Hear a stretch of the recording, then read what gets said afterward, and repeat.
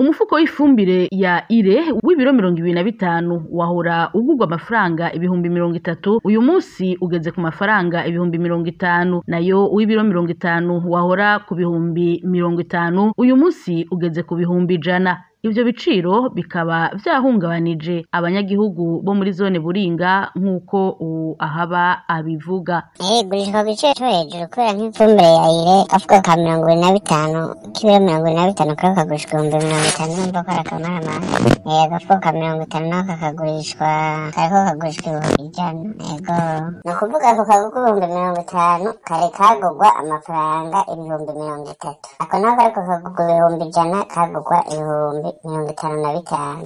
Intandaro y'ivyo biciro nk'uko vyiganwa n'abarimyi bo muri zone Buringa n'akagwi k'abantu baho nyene harimwo n'abagwizatunga badandariza iyo fumbire mu mazu yabo, aho baheza bakayigurisha ku giciro bishakiye giteye kubiri n'amategeko. Tubira kubikora abazidandaza mugabe zigura igiciro kirenze wayibitse mu nzu cyane cyane amayire mubaraga agatsiko kigize bigizwe ku missionnaire ku nguvu bakadandaza ibintu by'ubuhereza n'amafumbire mu mazu ibintu byabaye nabi bisanzwe ifumbire bariko barayigurisha igiciro kirenze, aho usanga umuntu yayitoye w'umuguzatunga kandi mwene cyo yaravuga ati ko iyo fumbire yose yokoroka mugabo bakaca bayikira mu kidero bakaca bavyikeka mu kidero bakaca bagirane bakaca bayigira bayitora bonyene bakaca bayidandaza. Urumva iyo ngeso yase kandi bigaragaza kabisa sanga uwo mugore adufukamye mu nda bene gihugu. Amakuru avaho muri komine Gihanga amenyesha ko ifumbire igurishwa ibiciro vy'umurengera abajejwe intwaro baraho barorera ariko ntihagire ico bakora. Bamwe mu banyagihugu bakavuga ko abo bayidandaza boba bacuditse nabo bategetsi.